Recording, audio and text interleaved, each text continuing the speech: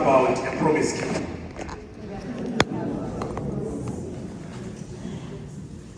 We'll go to Genesis chapter 15, where we'll meet a discussion between God and Abraham.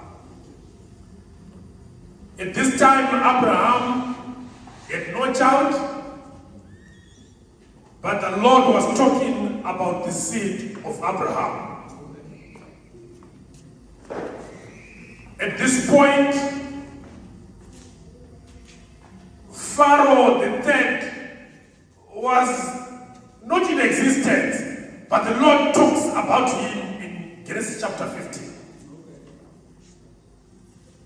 The suffering of the Israelites for 400 years in Egypt was yet to happen, but God talks about it in Genesis chapter 15.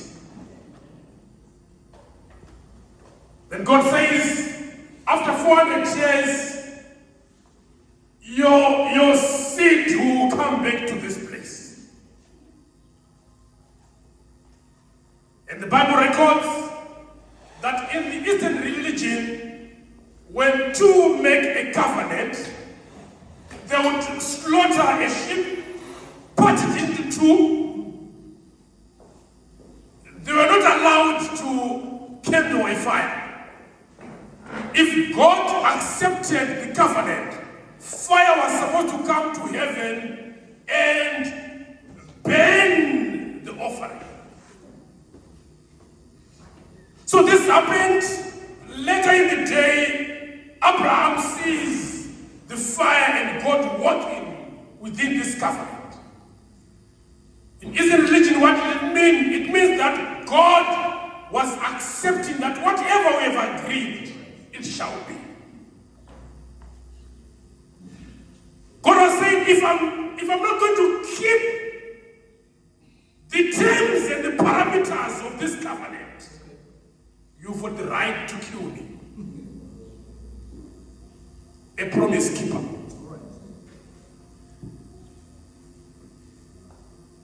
Exodus chapter 37. 400 years later, we see God speaking. I have heard, I have seen the suffering of my children. The suffering, you saw it 400 years before. 3:7 is confirming that I have heard their cry. I have seen their suffering. Numbers 23, 19. God is not a man who should lie. Neither whatever he promises should not come to fruition. This is the God that we are talking about this morning during this Sabbath. Brothers and sisters, I know many people have promised you, but many have failed. Some day and night they are crying because what man has promised them, terms have changed. But not with the God that we are talking about in Genesis chapter 15 and Exodus chapter 7. I have seen, I have heard their cry. Brothers and sisters, every morning, every evening, when you kneel down to talk to God, your prayers are not going in vain. God sees, God hears. And one day you proclaim, I have heard, I have seen your suffering. And it's time that I should stand. We are talking of a God, a promise keeper. I'm not sure on this big Sabbath, you might have said, let me just go and try it one more time. But I want to tell you, I want to share the good news about this God that we worship. This God is not a man. Whatever is proclaimed, it will come to fruition. I have seen. I have heard. But between the answer to the suffering is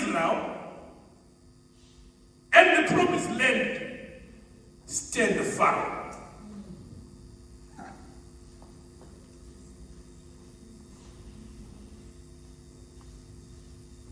And Pharaoh says to Moses, who is this God that I should let you go? My brother, who is this God?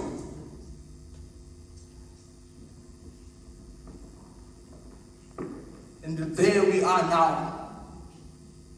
In the interest of time, we are going to skip a lot of details. For indeed, we are talking to a reading church. All right.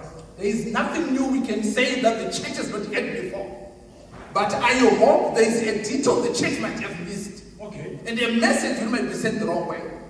There is something I want to read before we get to the clash of gods. Because the Pharaoh is saying, in my stead I am a God. Who is this other God you are telling me of? All right. Whom I should listen to let these people go? I don't know of any other God.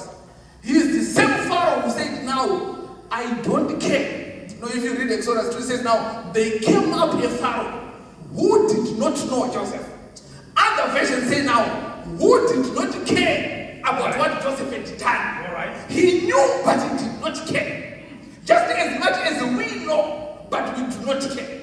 So this Pharaoh now says, I am not going to let anyone go. So God says, now let's put it down to the clash of the titans. This is where it gets interesting. All right. Most at times we say, God hardened the heart of Pharaoh. It's a subject for another day. But let me read this verse in the interest of time. Exodus 8 and verse 32. And Pharaoh hardened his heart. All right. At this time also. All right. Neither would he let the people go. So there are three things that I want us to quickly highlight. Number one, I'll read this verse and then close, and then we can have time to pray. It's coming from Exodus 8, verses 16 to 19. And the Lord said to Moses, say unto Aaron, stretch out thy rod and smite the dust. In the interest of time, this should be enough. Verse 19. Then the magician said unto Pharaoh, this is the thing of God. May God bless the reading of his word. Right. So there were three major players in this discourse. So God says to Moses, Moses, you shall be like God unto Pharaoh. And Aaron, your brother, shall be your mouthpiece. He shall be a prophet. Right. So they go now before Pharaoh. I like this one. It's getting interesting. So they go before Pharaoh. I'm not going to talk about the plagues in detail. So when they go before Pharaoh, there was an initial demonstration of power before the engagement of war. Okay. So Aaron goes with Moses, and they said, God has said, let us go. And he takes the rod that he had, and the rod was Aaron's. All right. So he cast the rod on the ground, and it turned into a serpent. And then another god laughed and said, that's the best your God can do. Right. Guys, come here. Let us demonstrate the power for power. And the Egyptian magicians did likewise. All right. Now God turns a stick into a serpent. Pharaoh turns sticks into serpents. No wonder why we are not marveled when people perform miracles. Pharaoh could do that. Right. We are not moved by miracles. We are moved with a repentant heart, not with things that we see with our sight. Right. Devils can do that. So he says, now this is challenge. Remember, the turning of the stick into a serpent was not a plague. All right. It was an introduction to the war. Pharaoh, are you willing to go all the way? He says, yeah, it's game on. So he says, number one, guys, let's go. Moses, tell Aaron to use his stick and cast it over the Nile. And the river turned into blood. Every attack was an attack on the Egyptian gods. Remember when Moses was given to the daughter of Pharaoh, the daughter said, the gods have given me. So Nile was a god, and it was one of the biggest in Egypt. Why? It was the giver and sustainer of life. So God says, I'll start with your biggest god. All right. So he goes to the river Nile, and Pharaoh said, no, nothing is short. Guys, come. Let's turn also this water into blood. They turned it into blood. God says, okay, that's fine. It's fine. I've seen that. All right, let's change, guys. All right. They go for the second time. They say, now, Moses, we need to change a little bit. Talk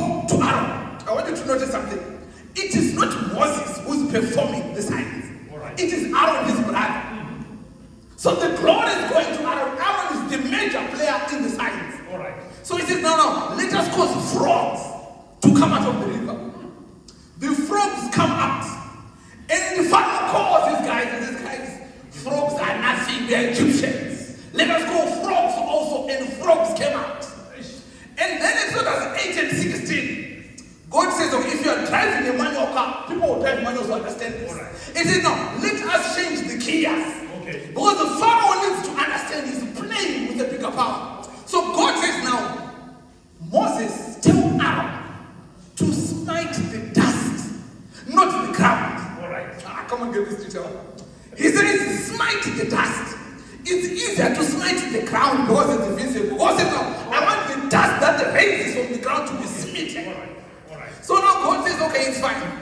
So when Aaron smit the dust, it turned into lice.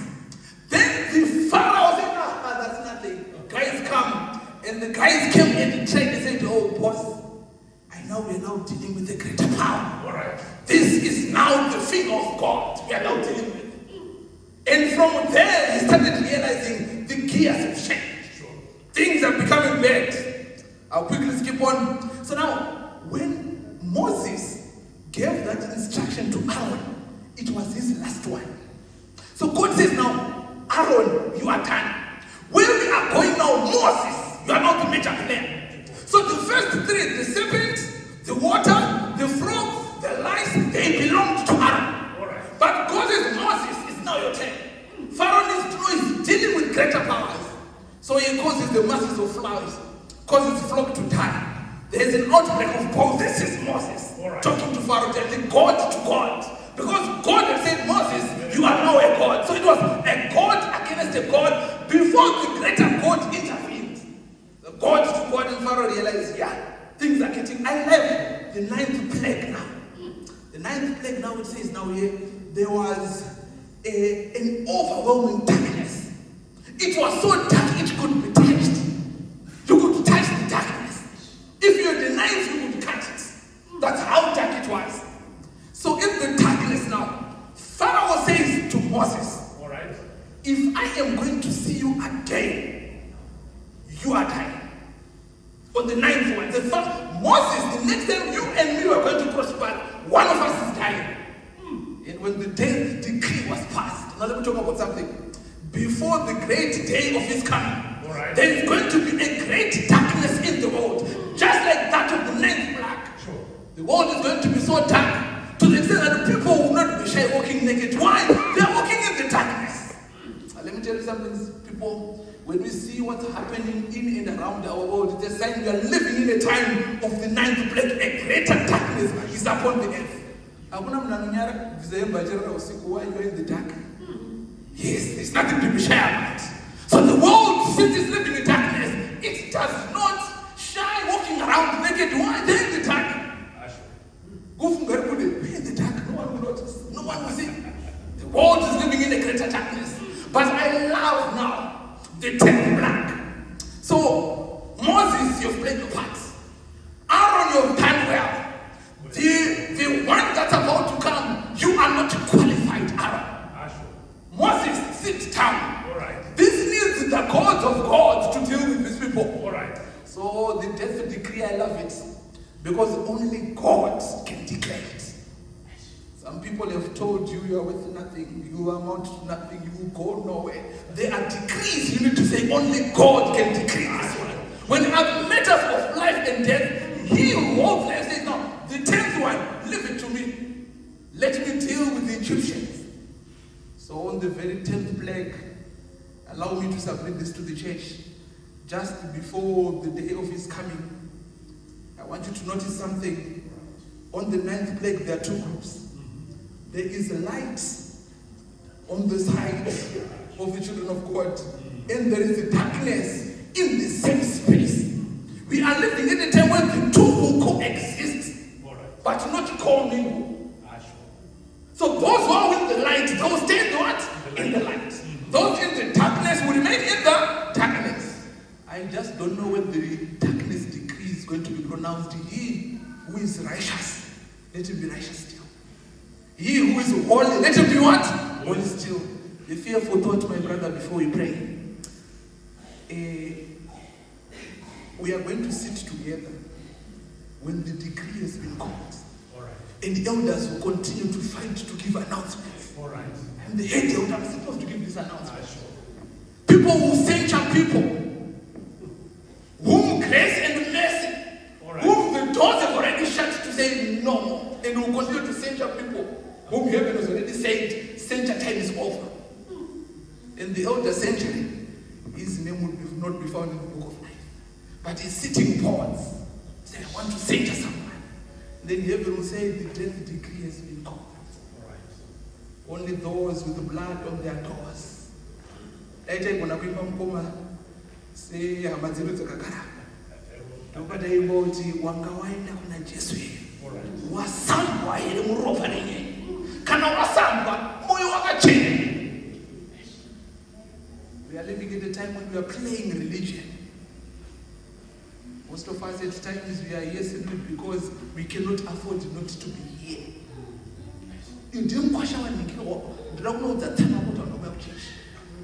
So at times we can afford not to come because we know.